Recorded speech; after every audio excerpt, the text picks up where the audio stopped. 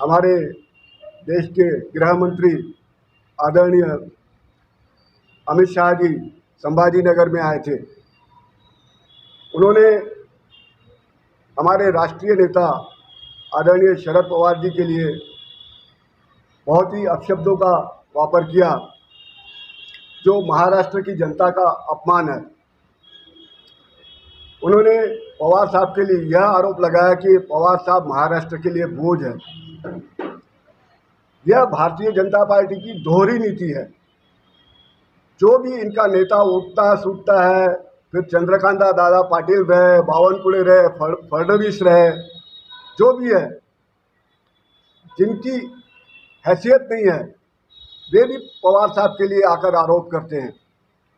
जब जब भी कोई नेता महाराष्ट्र का, फिर शंकरराज चौहान हो, फिर चाहे शरद पवार जी हो, जो भी आदमी, या हमारे नागपुर शहर के नितिन गडकरी जी हैं, जब जब भी कोई दिग्गज नेता दिल्ली की तरफ बढ़ता है, दिल्ली की तरफ आगे बढ़ता है, तो यह पांव खींचने का काम करते हैं और ये जानबूझ के आरोप लगाते हैं शरद पवार जी के ऊपर। और शरद पवार जी की कोई ऐसी आदत नहीं है कि वे मीडिया के सामने बहुत ज़्यादा आते हैं, उसको कोई पलट कर जवाब देना चाहते हैं। सब जानते हैं कि शरद पवार साहब ने महाराष्ट्र का और देश का कितना विकास किया। वो जिस भी डिपार्टमेंट उनको दिया गया, जैसे संरक्षण डिपार्टमेंट दिया गया, कृषि विभाग दिया गया, या चाहे वो स्पोर्ट्स के इसमें आए, तो उन्होंने वहाँ पर क्रांति लाई है। महाराष्ट्र में उन्होंने कितना काम किया है। आज अगर एजुकेशन सेक्टर में देखा जाए, शिक्षा के क्षेत्र में देखा जाए, तो महाराष्ट्र शिक्षा के क्षेत्र में दूसरे क्रमांक पर आता है।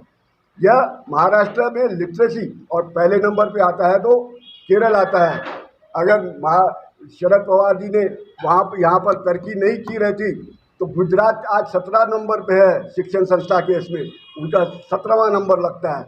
और शरद पवार जी ने जब कृषि विभाग संभाला, तब उन्होंने 72,000 करोड़ रुपए किसानों के माफ़ किए। परंतु इनके भारतीय जनता पार्टी के शासन में क्या हुआ? किसान आंदोलन हुआ। किसान आंदोलन में 700 किसान मारे गए। 700 किसान, जो इतिहास है, जो इन्होंने कुछ भी विकास नहीं किया। अगर पवार साहब जब कृषि मंत्री बने, उस समय जो पवार साहब ने हरित क्रांति लाई, जो धान का उत्पादन बढ़ाया, तो आज जो भारत का अनाज है, जो एक्सपोर्ट हो रहा है, जो भारतीय जनता पार्टी आज एक्सपोर्ट कर रही है, तो वो शरद पवार जी की देन है। शरद पवार जी ने इतना ही नहीं, जबकि हमारे अभी जो गृह मंत्री है, यह एक गुजरात में, जब गुजरात की कोर्ट में था, जब इन्होंने सोहराबुद्दीन प्रकरण में इनकी जांच चली थी, सीबीआई ने इनकी जांच की थी, तब इन्हें जेल गए थे। करीब 3 महीने वे जेल में रहे थे। बाद में न्यायालय ने फैसला किया था कि गुजरात से इनको 2 साल के लिए बाहर निकाला गया। और हमारे देश का इतना दुर्भाग्य है कि जो हमारे देश का तड़ीपार व्यक्ति गृह मंत्री बना है, इससे बड़ा दुर्भाग्य क्या होगा हमारे देश के लिए। आज क्या है देश की अर्थव्यवस्था? निरंजन टकले है।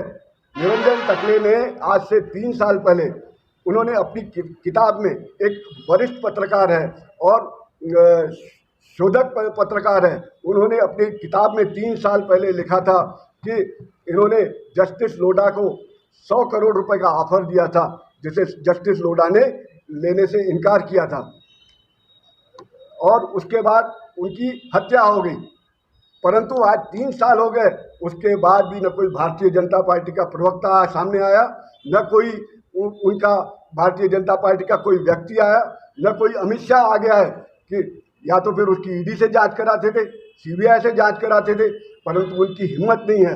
आज हमारे देश को, हमारे महाराष्ट्र में आके पवार साहब के लिए बोलना कि उन्होंने क्या किया। पवार साहब ने जितना किया है, कृषि क्षेत्र हो, सहकार क्षेत्र हो, कोऑपरेटिव सेक्टर हो, हर क्षेत्र में उन्होंने किया है। इवन स्पोर्ट्स के क्षेत्र में उन्होंने किया है, तरक्की की है।